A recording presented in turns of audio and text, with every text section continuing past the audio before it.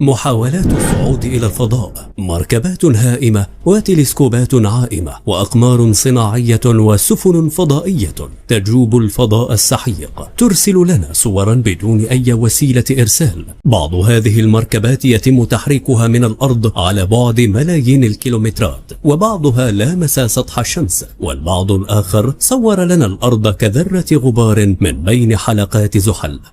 ومنها ما هو مسافر في الفضاء منذ ما يزيد على 10 سنوات، ولا ندري بأي وقود يعمل وبأي قوة دفع يسير دون عطل أو عطب. ليس هذا فحسب، بل أنهم وصلوا إلى أبعد المجرات التي تبعد عنا مئات السنين الضوئية، وتصوير السديم الكوني والعناقيد الكونية وبداية الخلق كما يزعمون. ألا يدعوك كل هذا للتفكير؟ الموضوع خطير وفيه من الأحداث الكثير.